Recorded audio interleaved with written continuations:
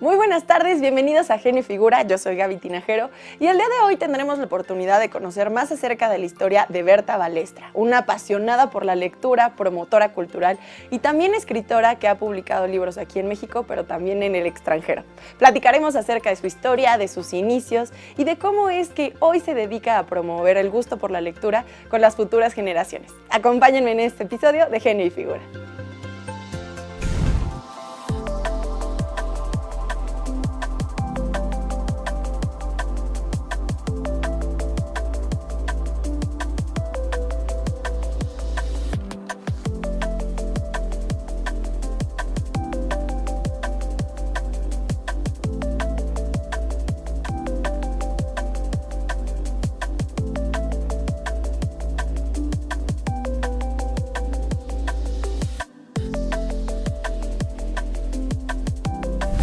Muchas gracias por acompañarnos, ya nos encontramos con nuestra invitada de hoy. Hoy vamos a tener una plática muy amena, platicaremos acerca de la literatura, de cómo es ser escritora y cómo es que toda tu historia te ha recorrido, Berta. Muchas gracias por acompañarnos.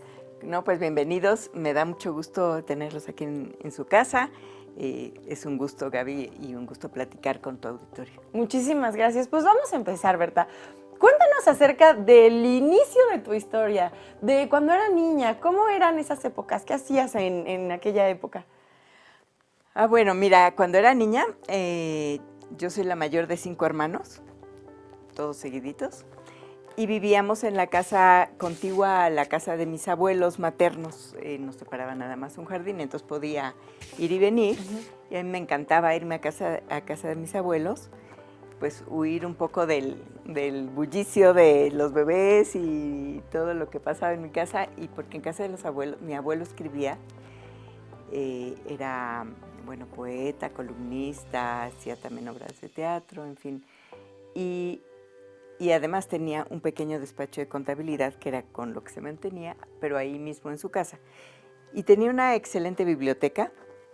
Entonces, pues ahí él y su asistente, que era una sobrina, o sea, una tía mía también, ella me enseñó a leer chiquitita, ¿no? Desde muy pequeña, y entonces pues ya tenía acceso a la biblioteca del abuelo, que me iba recomendando, ¿no? Que esto está bien para tu edad, y claro, también me compraban mis libros especiales.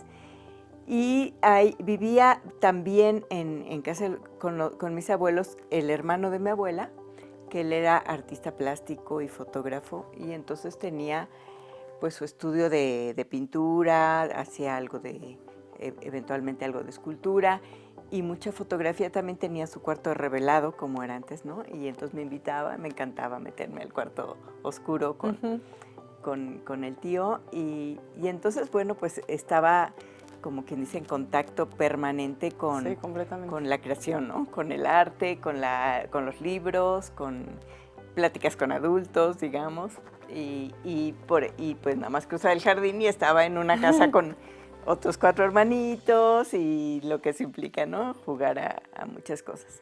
Sin embargo, a mí me llamaba mucho más la atención, especialmente los libros, y dibujaba.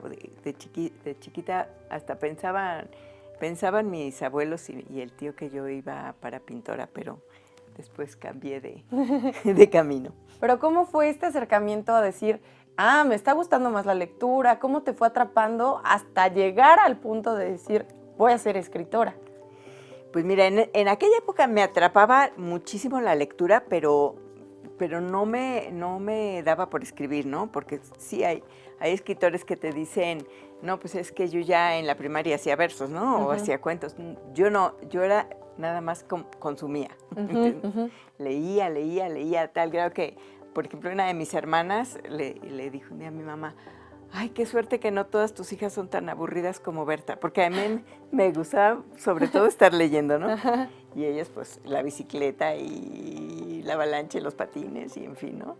Todo eso que a mí, la verdad, no me atraía demasiado. Así que toda esa época fue como nada más de alimentación, ¿no? De llenarme de lecturas. De adolescente, pues, seguí leyendo mucho, pero después, cuando estaba yo en la prepa, que mi padre se independizó, o sea, dejó su era empleado, dejó su empleo y empezó una empresa. Y yo me iba en las tardes a ayudarlos, en las mañanas iba a la escuela, en las tardes me iba a ayudarlo, pues primero nada más, ya sabes, pues a contestar el teléfono y tomar recados y así. Y me gustó mucho también el asunto de la empresa, y entonces estudié administración de empresas. Yo no estudié nada relacionado con la literatura como primera profesión. Estudié administración de empresas y seguía trabajando en la empresa de mi padre. Y de hecho, mi esposo era mi compañero en la universidad. Y ahí nos conocimos. Y después, cuando terminamos, nos casamos. Te hablo de los 16, 17, 18 años. Fue cuando conocí a Berta en la carrera de administración de empresas. Pues una de las alumnas más brillantes de la carrera, una mente matemática interesante. La lectura siempre le gustó, leía todo lo que caía en sus manos, lo que fuera. Pero realmente su mente era matemática, administradora de empresas, o sea, números, cuentas. Nunca tuvo que apuntar un teléfono, se lo sabía todos de memoria antes de que existieran los yusaceles y los celulares y todas esas cosas. Y yo le decía, oye, ¿y el teléfono de fulanito? Lo recetaba inmediatamente y lo recitaba, y el otro, y el otro, y el otro, y el otro. Nunca se equivocaba. Unos 5 años después vinimos a vivir acá por trabajo de él. Entonces yo me desligué ya bastante de la empresa.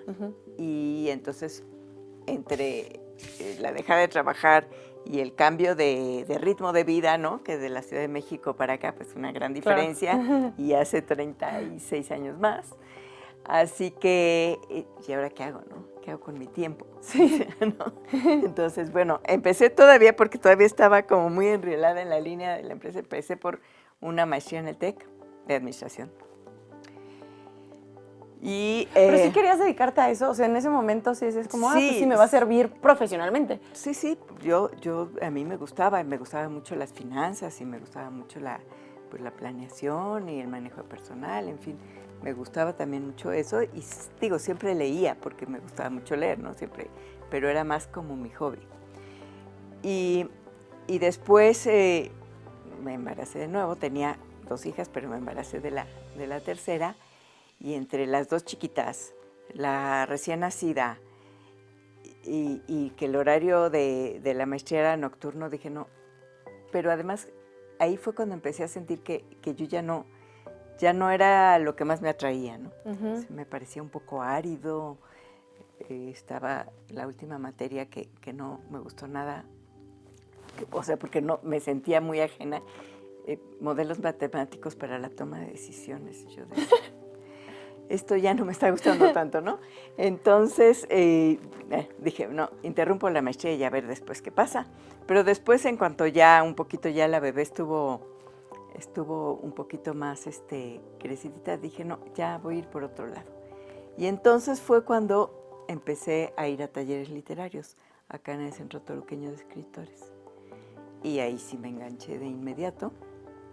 Y ya. Sí, fue, esto es lo mío. Esto es lo mío, ya olvidémonos de las empresas, hay que se hagan bolas, mis hermanos, a ver qué hacen. Y ya me empecé a dedicar a la literatura y bueno, me fascinó. Me cambiaron a una mente matemática por una mente creadora, creativa. Y bueno, pues las letras se volvieron su pasión. Cuando nace María, mi tercera hija, todavía estaba estudiando una maestría en administración. O sea que yo calculo que ese ha de haber sido, pues sí, hace 30 años más o menos. Por ahí del 1992 o 93, que ya se pone a escribir realmente. Y bueno, déjate escribir, a investigar. En el inicio, justamente por venir de esta familia ya creativa, ya de este mundo, bueno, pero también del otro lado empresarial, ¿fue problemático para ti el momento de decidir, bueno, sí me voy a ir hacia la literatura? ¿O fue como, bueno, sí? No, fue como epifánico, diría yo más bien, ¿no? Gozoso, como decir, claro, pues sí, lo que siempre me ha gustado son los libros. Y de chica yo decía que iba a ser historiadora. Ese era lo que yo pensaba que era mi vocación cuando estaba niña, ¿no? te digo, ya en la adolescencia, en la juventud cambié de camino, pero era como un regresar a lo que yo originalmente quería. Pero nunca te imaginaste que ibas a acabar por ahí. No, nunca me imaginé y nunca me imaginé que especialmente, bueno, aunque he escrito de varios géneros, pero que mi género principal, digamos, es la novela. Uh-huh. Muy bien, Berta, vamos a seguir platicando porque quisiera justamente tocar acerca de Metepec, de todo lo que has hecho aquí, porque tienes una gran trayectoria aquí en este municipio. Vamos a ir rápido a un corte y continuamos platicando acerca de eso y de todo lo demás después de esa historia.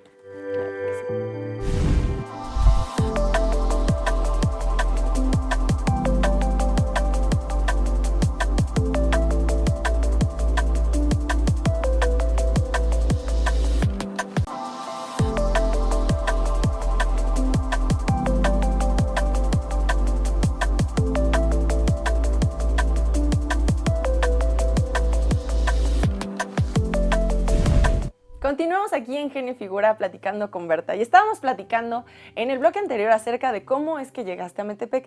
Llegas entonces por el trabajo de tu esposo. Así es. Y posteriormente, ¿cuál es ese primer paso? ¿El curso del que nos contabas hace rato es el primer paso para acercarte a la literatura? Bueno, sí. De una manera...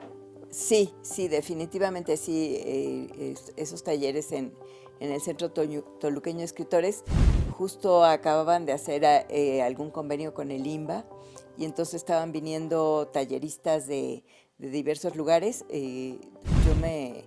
Digamos que como más me enganché con la narrativa, con la novela, fue con Herminio Martínez, un escritor que ya fallecido, que vivía en Guanajuato y venía una vez al mes, se quedaba aquí, o sea, nos daba clase viernes en la tarde, pernoctaba aquí en Toluca, y el sábado en la mañana otra vez hasta mediodía duraba el curso, y con él trabajé mi primera novela. ¿Y fue difícil, a lo mejor, que tú no vinieras de una carrera ya de literatura o letras, el adentrarte a este mundo, o lo sentiste como que fluyó? ¿Cómo fue ese proceso de ti de venir del mundo de negocios? Sí, no, fíjate que fluyó fácilmente porque, claro, tenía, bueno, un gran acervo ya de lecturas, ¿no? Uh-huh. De lecturas dentro de mí, ¿no? En mi interior. Y entonces no me pareció difícil, porque sí, digo, hay llegaba gente a los talleres que tenía problemas hasta con ortografía, con redacción. Bueno, yo no, y más que nada, bueno, también había tenido, aunque fuera en otra área, una formación universitaria en donde, claro, pues escribía, ¿no? Escribía ensayos, escribía trabajos y bueno, cuando en el colegio en el que yo estaba, la ortografía, o sea, tú podías reprobar un examen de matemáticas por faltas de ortografía. Sí. Era fundamental. Lo que tuve que aprender, y bueno, te diré que lo hago de manera todavía bastante intuitiva porque no tengo esa formación, es a investigar. Porque tanto por la crónica de Metepec como por las novelas históricas que hago, pues tengo que hacer muchísima investigación. Investigación bibliográfica, de archivo y de campo también, ¿no? Entonces, eso, pues yo lo he aprendido a hacer un poco de manera intuitiva y un poco por consejos de gente con la que me he relacionado, ¿no? De historiadores.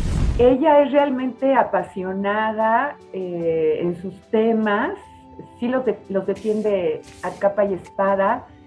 Mucho de lo que a ella le obsesiona y le fascina es cómo el poder envuelve a las personas, cómo el poder las ciega. Ella incluso tiene su propio, cambió el nombre de poder, lo hizo femenino y ella siempre dice que es la poder, cosa que a mí me encanta. Y ella, una de sus constantes en muchos de sus libros, es esta relación del ser humano con el poder. Hay, por ejemplo, El Cuervo y el Halcón, que están ahí Juárez y Maximiliano. Está Herodes en El Rey de Alabastro. Está también esta última novela fabulosa que es de estirpe guerrera, que es de todos estos personajes prehispánicos, pero todo tiene que ver con el poder, diferentes enfoques, y eso le da un sello personal a su obra. Porque es curiosa, porque ella no escribe un libro sin antes consultar, ver libros, estudiar lo que va a escribir, y después, pero eso es un atributo que deben de tener todos los literatos, que es una lectora muy ávida. Yo creo que desde chica, me imagino que desde chica fue una lectora muy ávida. Y al ser una lectora muy ávida, tiene una conversación muy fluida. Y al tener una conversación muy fluida, yo empecé empezamos a platicar de libros que ambas habíamos leído o cómo las habíamos leído y qué nos gustaba, qué no nos gustaba de la literatura. ¿Y cómo es que encuentras tú la inspiración? ¿Cómo es tu proceso creativo? Bueno, hay una partecita que tiene mucho de magia, que yo creo que la literatura tiene mucho de magia, y es ese momento en que dices, este tema es para mí, ¿no? Por algo que leíste en un artículo, por una conversación en que se habla de algún personaje o de alguna época y que dices, ay, claro, en un viaje que de repente estás en un sitio y dices... O sea, sí es inspiración divina. Sí, prácticamente diría sí que te llega así el tema, y luego también de una manera, digamos, paranormal, diría yo, se va apoderando de ti, ¿no? Como escríbeme. Entonces, una voz interior que te dice, tienes que hacerlo. Y cuando ya te empieza incluso a despertar a medianoche, es cuando te pones a trabajar o te vas a volver loca, ¿no? Entonces, ya convierto eso en trabajo, y entonces ya no me quita el sueño. Que ella tiene su espacio particular, el cual ninguno podemos invadir. En la parte de hasta arriba de la casa hay un cuarto que nadie puede subir, no hay teléfono, se cierra piedra y lodo, y de repente aparece de buen humor porque ya surgió la novela. Cuando le surge una idea es clarísimo, porque aparte simplemente se evade, ya no está, se mete con sus fantasmas. En alguna novela que también tuvo que ver con su papá y sus antepasados, de repente parecía que estaba, no sé, platicando con el antepasado, ¿no? No, se abstrae y entra en su mundo, y hasta que se sale de ese mundo, convive con nosotros los mortales. ¿Cómo fue el publicar tu primera novela? ¿Cómo fue ese proceso para ti? Incluso como reto, pero también después como satisfacción de claro, ya lo estoy logrando. Sí, yo hasta siempre digo que cuando terminas y pones el punto final, empieza la novela de la novela. Porque, y aunque ya tengas camino andado, como en mi caso ahora, siempre tienes que volver a empezar a tocar puertas. Nunca sabes. A veces crees que ya tú y tu editor, ¿no? Son como sal y pimienta, y no, nos llevamos súper, y todo lo que escriba me lo va a publicar, y no es cierto, ¿no? De pronto te salen con que, es que, ¿sabes qué? Ese trabajo, y que ahorita no, y que empiezan con reticencias, ¿no? Y entonces tienes que empezar a tocar otras puertas. Así que nunca sabes, nunca es seguro que algo en lo que estás trabajando se vaya a publicar, a menos que trabajes por encargo, cosa que yo nunca he hecho, ¿no? Que trabajes por encargo, que alguien te pida hacer un libro sobre tal tema. Salvo lo de Metepec, yo nunca no trabajo de esa forma en literatura, ¿no? Pero entonces, bueno, pues yo trabajo lo que, como ya platicábamos, lo que te llega, la inspiración, y empiezas a investigar y te enamoras del tema y de los personajes, y ya son como de tu familia y todo eso. Y entonces pues ya está la novela, y ahora a ver quién la va a publicar. Entonces sí, si siempre es una aventura, pues en la primera no te quiero decir, ¿no? Sí, sí, sí. Yo desde luego, mi primera novela se publicó después que mi segunda novela. Porque por lo mismo no encontraba, y como mi primera novela es sobre Jesús de Nazaret, pero desde un punto de vista humano, muchos editores te dicen, no, es que yo cosas religiosas, no. Les da como miedo entrar. Le digo, no, es que no es religiosa, en realidad es histórica y es ficción, ¿no? Que no sé qué. Entonces la segunda, que es sobre cuestiones históricas de Metepec, se publicó antes porque me la publicó el ayuntamiento. Y ya con la primera publicación ya fuimos por la segunda. Ella tiene una picardía, digamos, en ese sentido, porque siempre le pone por ejemplo, en El Cuervo y el Halcón, le pone una picardía muy suya. Tiene ese sentido. El otro es que ella procura ir a los lugares a los que va a escribir o de los que va a escribir. Por ejemplo, yo recuerdo haber ido a Croacia y ella me solicitó que le trajera una cosa de la isla de Croacia cuando estaba escribiendo El Cuervo y el Halcón. O sea, esa es su manera de ella de adentrarse en el mundo que va a describir. No solamente escribe, describe, pero lo describe en base a un conocimiento. Y si puede ella ir a ese lugar, como lo hizo para escribir lo de España o lo de Italia, por ejemplo, ella va a esos lugares, hace sus recorridos, o sea, hace como una investigación de campo, precisamente, conociendo hace una vista de ojos, yo le diría, en donde ella ve y al captar todo eso, ella tiene esa facilidad de hacerlo en su literatura. ¿Cuál crees que es el mayor reto para un escritor? Bueno, son muchos, ¿no? Primero, bueno, el famoso miedo de la hoja en blanco, que ahora es la pantalla en blanco. Sí. Y que a veces hay días que no sabes qué poner, ¿no? O hay veces que vas viento en popa con una historia y de repente te atoras porque dices, lo que yo había pensado que iba a ser por donde iba a terminar, ya no me está latiendo. Porque los personajes de pronto parecen cobrar vida y ya no quieren, ¿no? Se te revelan, ¿no? Sí. Y no, a ver, no.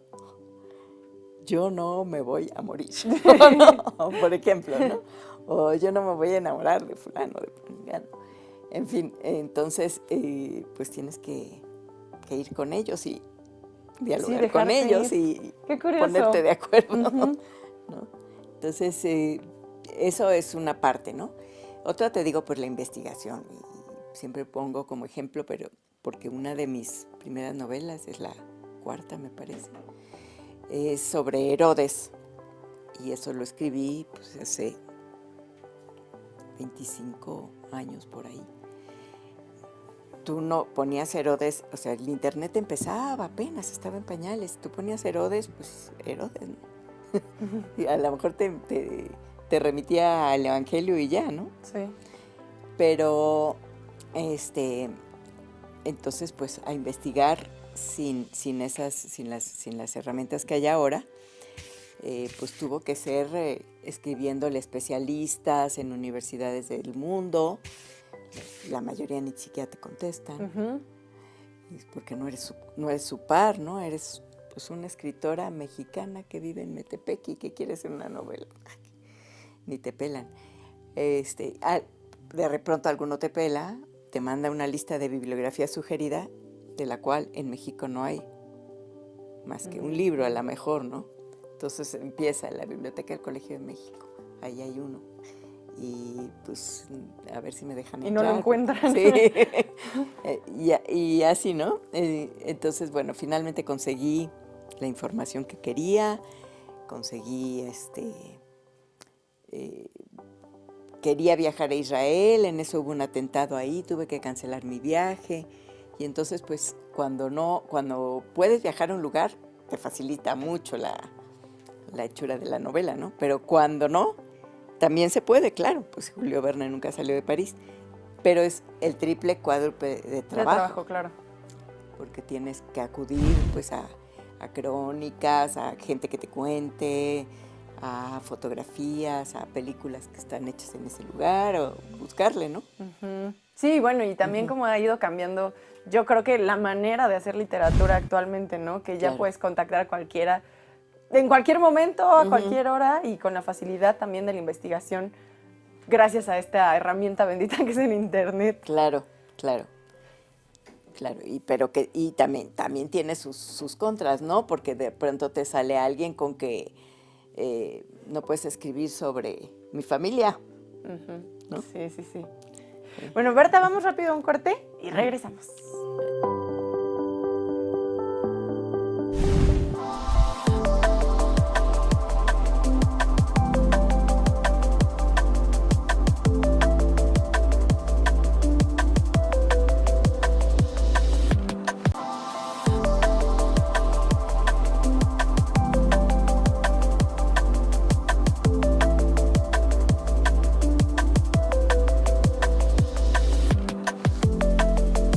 Estamos de regreso y Berta hace un momento me platicaba acerca de cómo se canceló un viaje a Israel en su momento para investigar por este eje histórico que llevan muchas de tus novelas, que es lo que nos has estado comentando. Pero también me platicabas, por ejemplo, en Volver a Roma, justamente salió hace rato fuera del aire que me platicabas, me fui a Roma y tuve hasta guía VIP. ¿Cómo es esta investigación y cómo lo hace diferente el poder estar en esos lugares y por qué escoger esos lugares? Bueno, pues se vuelven parte de la historia de pronto por los personajes cuando son históricos, ¿no? Entonces hay que ir, o sea, bueno, hay que tratar de ir y si no, hay que investigar los lugares que son importantes para el personaje o para el desarrollo de la historia. Este que te platicaba en Volver a Roma, sí, bueno, esa novela son 3 historias entrelazadas. Una es la de Cleopatra, otra es la de Mussolini con su amante Claretta Petacci, y el otro son personajes contemporáneos de algún lugar de Latinoamérica que no se especifica nunca en la novela. Pero estos personajes contemporáneos, una de ellas es italiana, o sea, su conflicto, digamos, se desarrolla en parte acá, pero ella es italiana también. Entonces, pues estaba pues siguiendo los pasos de todos esos, pero especialmente los de Mussolini eran importantes porque pues son datos históricos y bueno, hay una ética, ¿no? En la novela histórica. La novela te da libertad, es ficción, desde luego, es literatura, es ficción, pero no puedes contravenir lo que realmente ocurrió, claro, ¿no? Los hechos, y tienes que ceñir bastante a lo que se sabe de un personaje y a los hechos que son específicamente documentados.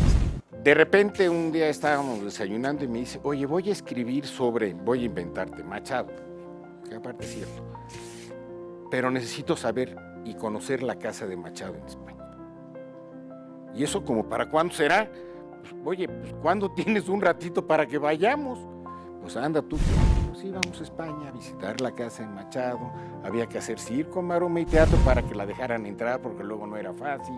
Y así correteamos a Mussolini por el norte de Italia y bueno, hasta Isabel de Moctezuma. Hemos ido a donde vivió después de casada, ¿no? Para la investigación, pues yo cuando estoy estudiando cómo fue toda la ruta del final de Mussolini, que veo que es en esta ciudad, yo me acuerdo que esta chica egresada del TEC, que fue mi asistente por unos años, está casada con un italiano y vive justamente ahí. Y entonces yo le escribí y bueno, estaba contenta de verme y de recibirme y hizo gestiones previas para que en el ayuntamiento nos dejaran entrar a la sala donde hicieron el interrogatorio de Mussolini, el de Claretta Petacci. Fuimos a la casa donde los hospedaron la última noche y hay una ruta que les hicieron recorrer a pie, donde finalmente los asesinaron, porque no fue una ejecución legal después de un juicio, ¿no? Sino que simplemente los asesinaron. El lugar es muy impresionante porque cuando vas a un lugar así, se siente, ¿no? Se Sí, siente la carga, la sí. vibración, la carga. Hasta se te pone la piel de gallina, ¿no? Se ven ahí todavía las marcas de los balazos.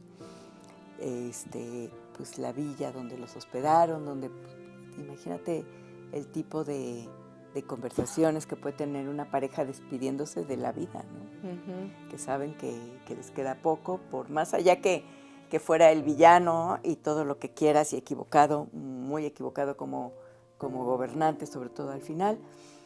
Pero pues en ese momento un ser humano en vísperas de su cita con el Sí. destino, ¿no?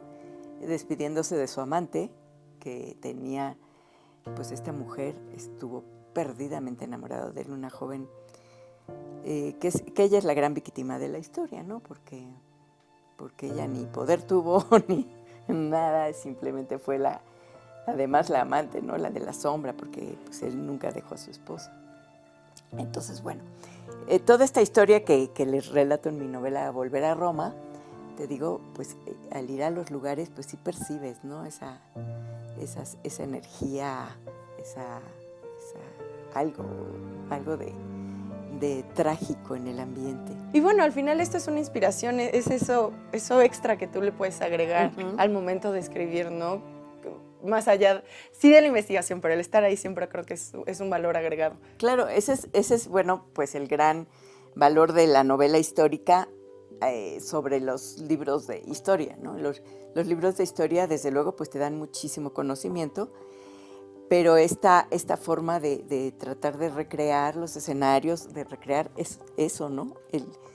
La sensación de tragedia a punto de ocurrir, o de alegría desbordante, o el amor entre una pareja, o el desamor, o en fin, todos los sentimientos que tienen que aparecer y que se tienen que transmitir a través de la palabra.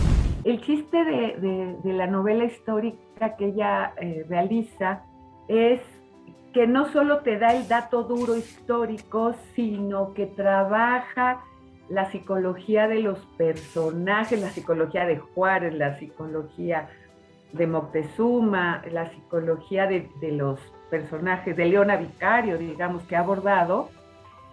Se mete a esa psicología, crea una atmósfera, crea escenas cotidianas, se mete en los sentimientos y pensamientos de estos personajes y te hace una novela histórica pues más psicológica, más sociológica, se va más allá, te crea escenas y ambientes, que creo que eso es lo que hace que el lector se detenga en cada escena, se disfrute, se cuestione, como esta reciente novela que es de Estirpe Guerrera, que se la recomiendo muchísimo, y que van a ver el punto de vista sobre todo de la mujer prehispánica, y de, bueno, y una como combinación de lo que pasaba aquí en México y en Europa, en la época de Cervantes, en fin, pues es una manera, un sello que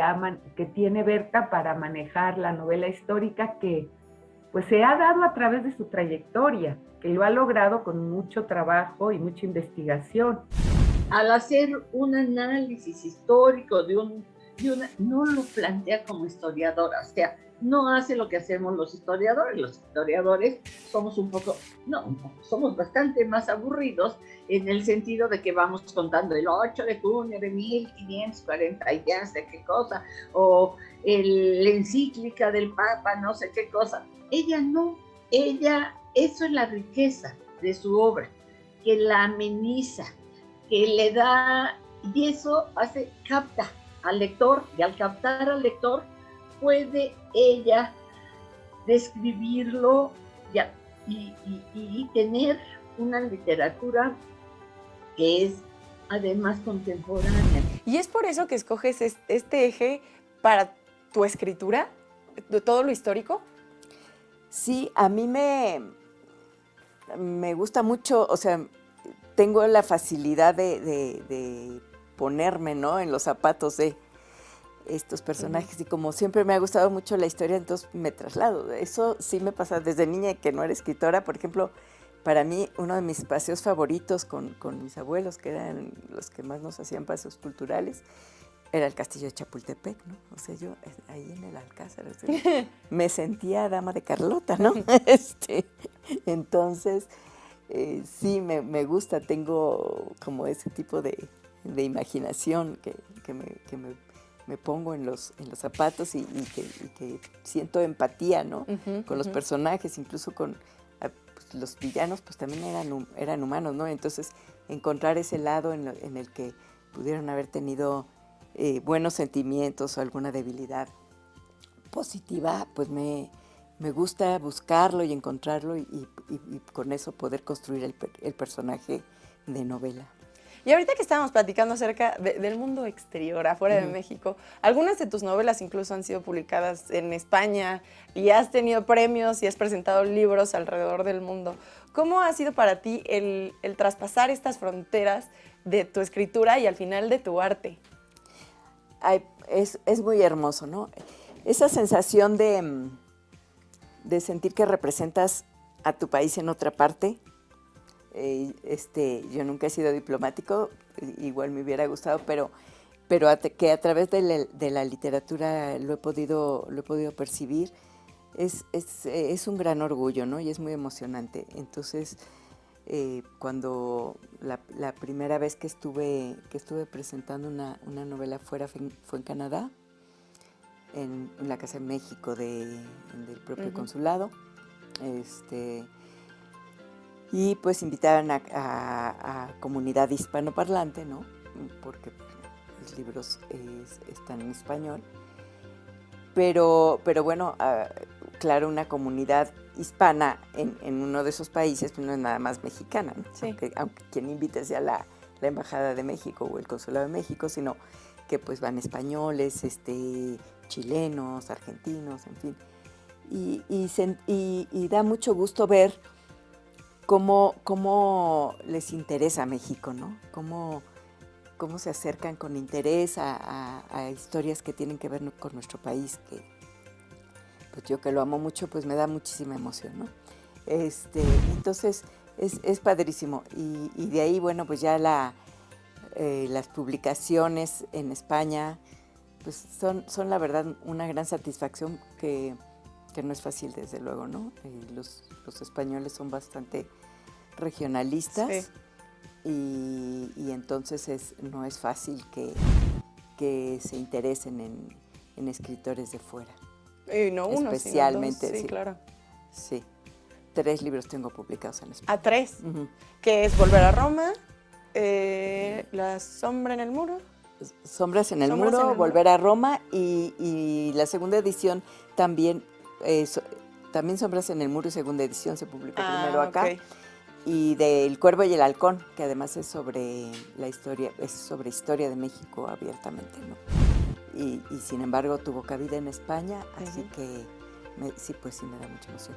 Sí, no, y al final es poner el nombre de México en alto, claro, y contar las historias para dar este contexto de nuestro país, que somos más de lo que muchas veces se llega a contar en otros países. Así es. Vamos a seguir platicando, no se vayan, regresamos.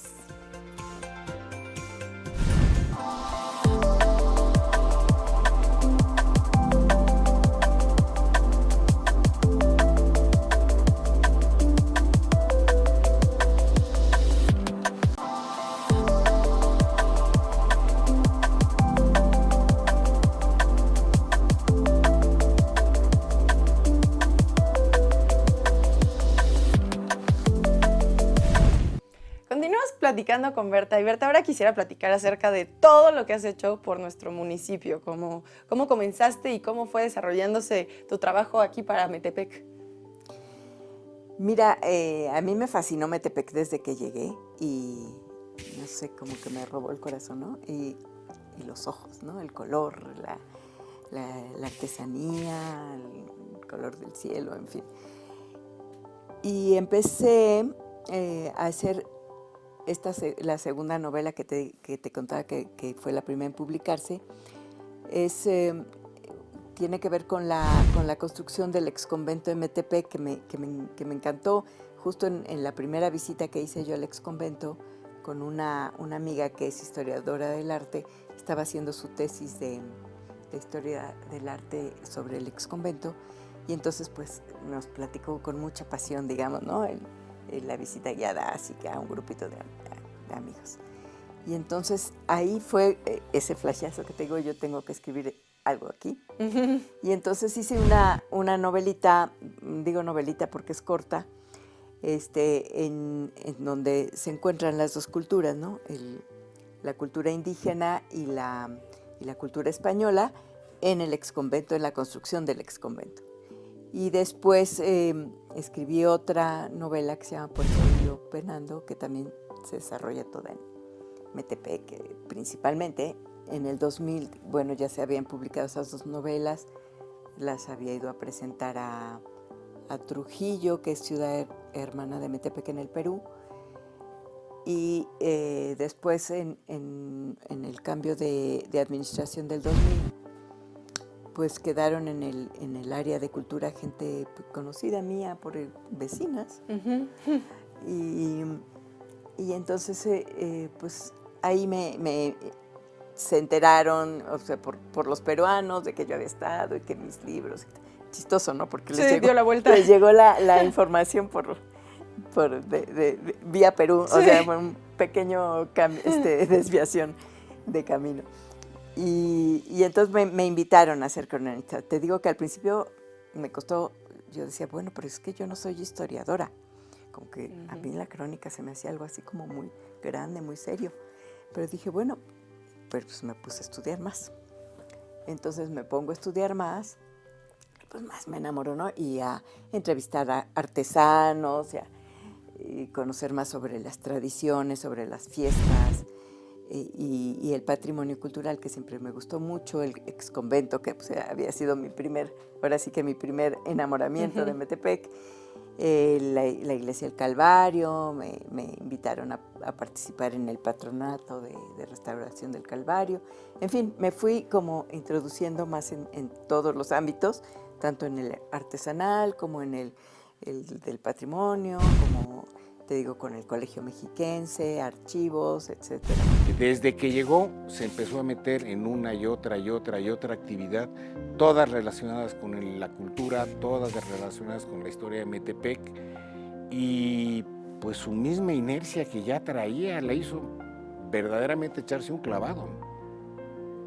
Echarse un clavado a fondo en Metepec, hasta que, bueno, la gente de Metepec le viene a preguntar cosas de Metepec. En el 2004 contacté pues, a otras amigas que también se preocupaban por Metepec y fundamos un patronato, pusimos al rescate de nuestro patrimonio cultural Metepec, y empezamos pues a buscar apoyos de todo tipo, apoyos en gobierno del estado, apoyos en Medina, apoyos desde luego con empresarios para traer fondos. Hicimos convenio con la iglesia para que nos permitieran todo esto, porque el exconvento, bueno, desde luego es patrimonio nacional, como todas las iglesias en este país, pero está administrado por la Iglesia Católica. Y bueno, pues ya teníamos ahora sí que armado, empezamos a hacer eventos también para atraer fondos, y entonces atrajimos, digo, parte sí se obtenía algo de dinero, tampoco creas que tanto con los eventos culturales, pero empezamos a atraer a la comunidad artística a interesarse mucho, y llegaban los artistas, me decían, mira, pues yo lana no tengo, ¿no?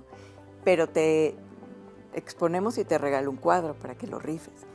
Y llegaban grupos de teatro, yo, mira, pues lana no tenemos, pero te damos una o dos funciones gratis, músicos, Órale. Entonces se empezó a generar un movimiento padrísimo, ¿no? De artistas preocupados por el patrimonio del lugar, vecinos también, gente pues originaria de Metepec que también me ayudaba en lo que podía, ¿no? Y entonces estuvo, la verdad fue una época padre. Reconstruimos totalmente la Casa del Diezmo, que estaba nada, o sea, era una fachada y ruinas adentro, estaba detenido con un polín el techo que estaba a punto de caerse y no había nada. Y entonces se reconstruyó, hicimos ahí un centrito cultural donde empezamos a hacer las exposiciones, las conferencias, cursos, o sea, todo, pues, mucho movimiento, ¿no? Y mientras trabajábamos también en el claustro. El claustro se consolidó en el sentido de, bueno, revisión de estructura, que estar seguros que no se iba a para caer. empezar. Para empezar, humedades, o sea, lo que no se ve primero, ¿no? Entonces, impermeabilizar todas las azoteas, impermeabilizar todo. Y luego ya estuvimos, se cambió todo el recubrimiento de la fachada, de la barda atrial. Pero entonces te haces cronista, te preocupas por el patrimonio, también fuiste vocera de aquí de Metepec por muchos años. Sí, porque como cronista me invitaban, ¿no? Por eso, pues, estaba tan seguido en contacto con televisión, con radio, con muchos medios impresos también, que si era la fiesta de San Isidro, entonces pues, me entrevistaban. Entonces, yo ya daba toda la información y tal, que sobre el exconvento, que sobre el Calvario, que, en fin, ¿no? Entonces sí, fungía como vocera de Metepec. Promovió mucho la cultura en este lugar tan bello como es Metepec. Y me pidió al Colegio Mexiquense que organizáramos unos cursos sobre historia, o sea, ahí denota su interés, que no solamente se quedó en la crónica, sino que pasó a estudiar la historia. ¿Qué sucede ahorita? ¿Qué estás haciendo? ¿En qué estás trabajando? Ahorita sucede que, bueno, pues cada libro es un hijo que nunca te deja de dar un poquito de qué hacer, aunque sea, ¿no? Entonces, a veces me llaman a hablar de un tema de un libro que publiqué hace muchísimo, o ya hay que reeditarlo porque ya está agotado, o alguna cosa así, ¿no? Entonces, eso pues en parte. Coordino grupos de lectura. Pues durante la pandemia estuvimos por Zoom, pero ya hemos vuelto a las sesiones presenciales. Tengo un grupo aquí en Metepec y otro en la Ciudad de México, en la Casa del Disco, ahí en San Ángel, Centro Cultural Isidro Favela, con una pues microempresa, pero muy activa, que me publica 2 o 3 títulos, que se llama Ediciones de Autor Editorial. Tenemos un programa que ellos propusieron que se llama Formación de Públicos Lectores, y entonces vamos a escuelas secundarias y preparatorias, pues de todo el estado, a veces de la Ciudad de México, a platicar con los chavos en pro de la lectura. Me acuerdo que ella escribía unos cuentos para jóvenes y su labor de difusión cultural no era solamente de sentarse en un escritorio, se iba a las escuelas de todo el estado, de secundarias y prepas, y hablaba de sus cuentos e intercambiaba experiencias con todos esos muchachos. Yo la veía que se iba lejísimos a un lugar, luego a otro. De repente tiene que salir de aquí a las 5 de la mañana, andar cargando libros, va, viene, de veras, de repente manejar un par de horas, pero yo creo que la mantiene viva, la mantiene alegre, la mantiene ágil, te platica las cosas de los jóvenes. Es interesante cómo se revitaliza cuando va con los jóvenes, cuando va con sus compañeros de escritura, llega completamente de otro humor, ¿no? Es diferente, llega más focalizada en la escritura, en las técnicas, pero cuando va con los jóvenes, normalmente llega de muy buen humor. Es padrísimo, me encanta y me gusta ver, también me retroalimenta mucho porque digo, bueno, aunque ya sea yo de una generación tan lejana a ellos, si les interesa todavía lo que escribo, es que todavía estoy aquí y ahora, ¿no? No me he empolvado, o sea, no huelen a polilla mis libros, ¿no?